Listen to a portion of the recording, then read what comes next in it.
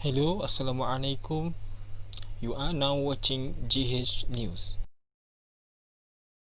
Climate change on the Earth is often caused by different activities. When global climate change happens, temperatures can expand dramatically and various changes can happen on Earth.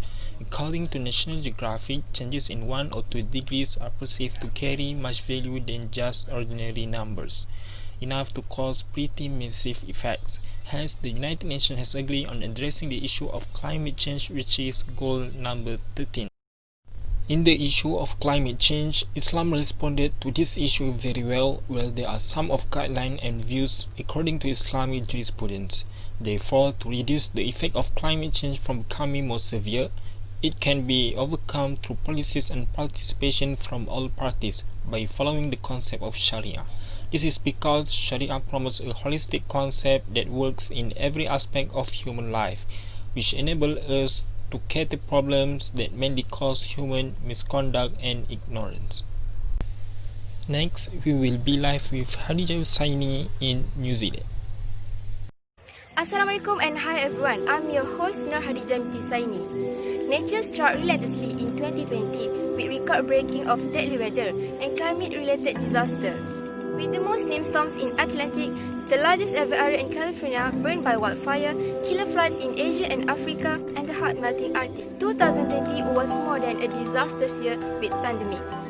Islamic jurisprudence has always known to prevail human concerns in every aspect of our conduct, and one of the issues is on how Islam views climate change from the protection of life. Khadijah Husaini, New Zealand. Humans are part of the ecosystem, and imbalance brought upon one another cause every unit to suffer. One of the 5 objectives of Sharia to safeguard human interests is through preservation of life. The mechanism promotes significant values of every human being. In Islam, life should be protected from any hazards or harm that can cause human in jeopardy coherent to the means of Sharia. It is also aligned with the 17th SDG number 3 to sustain health and well-being. The concept is implemented on the account of climate change has implicated human beings and causes environmental degradation. Global warming is one of the biggest issues of climate change that threaten human life with novel diseases and rising temperature. According to WHO in 2019, the health effects of these disruptions include increased respiratory and cardiovascular disease, injuries and premature death, changes in the prevalence and geographical distribution of food, waterborne illness and other infectious disease, and threat to mental health. The same finding also reported that heat waves occurring during summer 2003 across the European countries have provoked more than 70,000 premature deaths. This proves that humans are fragile and vulnerable to the effect of global warming. The importance to address this problem are in accordance with SDG Goals number 3 and Maqasid Sharia to the protection of life. Islam upholds justice for every being, especially humans, as we are the vicegerent and obligated to fulfill our act of worship by following His commandment and avoiding prohibited conduct. Similarly, further regulation and action to address these issues are regarded as ethical conduct to better serve the Creator and bring prosperity in our humanity. Hi Dee. Hi Anissa. What are you doing? I'm reading some article. Oh, but what article? The article is about consistency in model of climate change in Asia. If this going on, Asia will turn into more floods and more intense rainy seasons. Oh really? Oh, so that's why we are now suffering from heavy floods and heavy rains, especially in low-lying areas. Andy? Yeah? But what's the umbrella? In case it got rainy suddenly, look at the sky. Blooming. Hello and Assalamualaikum. My name is Anissa binti Majahar, your reporter from Malaysia. Climate change is not a new issue to be discussed. It has been 30 years since it was in news. Hence, there must be a policy created by the organizations or countries in reducing the effect of the climate change. The question is there any Islamic organization that also contributing in making the policies? The answer will be discussed in this documentary. The Islamic Relief is Islamic organizations that built and summarized the policy on December 2014, and they are very committed to work with people without considering their religion to achieve the target of reducing the climate change. This organization has created a summary of policy for climate change, and their aim is to significantly cut the carbon footprint and help others to promote substantial and equitable reductions in greenhouse gases. It is stated that Islam has its declaration on the global climate change as all the things in this universe belong to Allah. Ecological crisis is a spiritual crisis.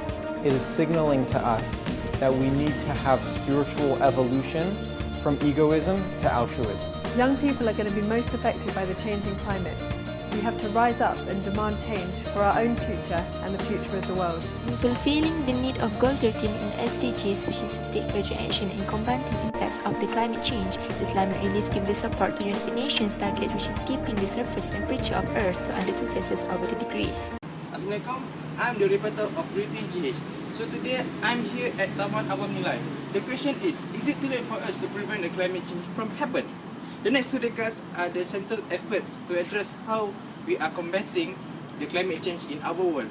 Even we are avoiding and releasing the greenhouse gas effect now, for at least many more decades, or it takes about centuries, the global warming will continue to exist. That is because the planet takes sometimes we take ocean as our consideration to react to the changes that happen when we want to combat the climate change. Because of the carbon dioxide that is predominant and has been lingering for many years in the environment. Jim Hansen, as the NASA scientist, developed the too late terminology on climate change in 2005, claiming that we need to stabilize carbon dioxide emissions within a decade or temperatures will increase by more than 1 degree Celsius.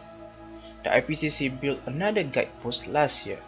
Holding temperature at 1.5 degrees Celsius would need a renewable energy shift to be well progressed by 2030. If policymakers do not take any severe measures in the upcoming years, we are expected to end up at between 3 and 5 degrees Celsius of heating. By that, we can conclude that we are losing in the battle to cure the climate. Or if we do take this Econ seriously, we can win this battle before 2030 like we expected. Hence, we have got choice to stop this climate change for a better world. Our intervention or our inaction would decide how fast the planet is going to heat up. As mentioned before, it is not too late and it is not going to be for centuries. We must wage and conquer a renewable energy battle now, working vigorously to keep global warming to a lower end of the spectrum. Every country has to participate in doing this renewable energy. If one country only contributed, it won't make any big difference to reduce the climate that we face. A planet that is 2 degrees warmer is going to be a lot different than one that is 3, 4, 5 degrees. A tenth of degree is going to matter to our children and grandchildren. So let us find some random people to ask about how does the masalah musalah is relevant to reduce the climate change in our world. Hi sir, Assalamualaikum. Waalaikumsalam. I'm from Britain GH. Can I ask you something? Oh, okay, can. So how does the masalah musalah is relevant in reducing the effect of climate change? Climate change can be referred to masalah musalah according to Islamic jurisprudence. The term masalah is a tool of ijtihad and the effort by which Islamic law can be derived. One feature of masalah in the derivation of every law is to accept the derived law for the reason for which Islamic law exists. The United Nations has made climate action for goals number 13 for the Sustainable Development Goals to protect the planet and reduce the effects of climate change. There are many targets that want to be achieved for goals 13, such as strengthening resilience, integrating climate change measures, and others. For instance, if extreme heat happens because of human-induced warming and it becomes a necessary interim situation, the government can introduce new policies to reduce the effects of extreme heat. Government can improve awareness raising and institutional capacity on climate change adaptation, impact reduction, and early warning, which is stated in one of the targets in Goals 13, Climate Action for United Nations Sustainable Development Goals. Furthermore, in the issue of climate change, every country should introduce or design policies in reducing climate change and make sure that the action complies with the policy, such as by doing the partnership which is stated in the Goal 17 of SDGs. Each country must implement the policy, and to make it more effective, all countries should work together in reducing climate change so we can avoid the climate change issue to be more serious. Hence, Masalah musalah is relevant to reduce the effects of climate change.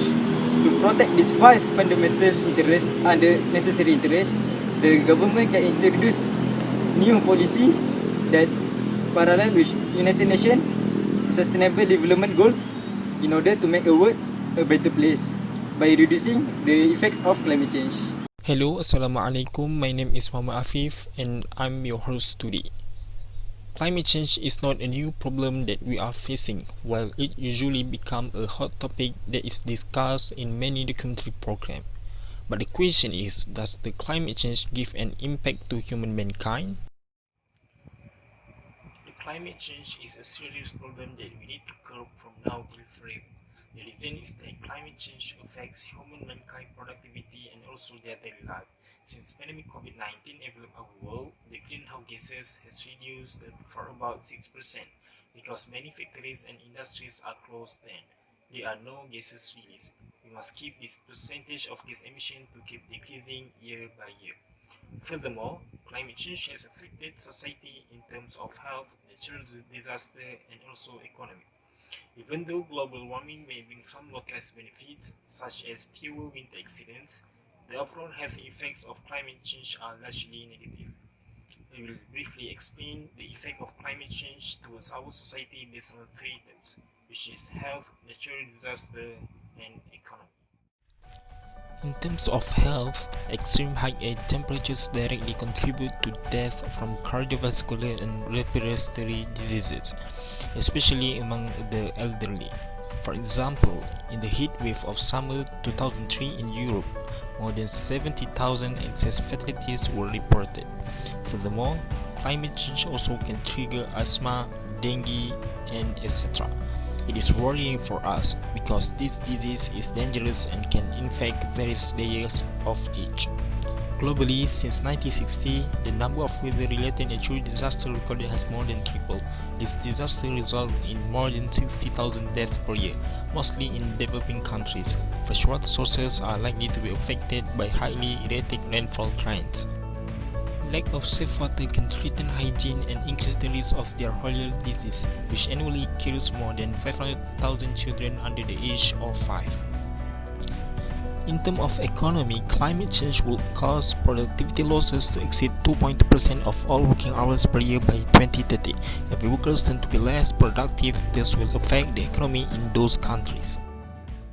Throughout the Islamic traditions, the Quran and the saying of Prophet Muhammad SAW, there's ample proof that we as a human being we need to take care of our planet. We only live here for a short time, we live commonly in hereafter. So we need to work together in order to combat this climate change. As mentioned in Surah Al-Rum verse 41, Corruption has appeared throughout the land and sea by reason of what the hands of people have earned, so he may let them as part of the consequences of what they have done, that whereas they will return to righteous. So Al-Rum verse 41. The Quran explicitly notes that there will be corruption in the real world and that this corruption will achieve at the hands of the tainted human beings. The verse is a direct warning from Allah subhanahu wa ta'ala that there will be a climate change, and it did. The land and the sea were overflowing with greed.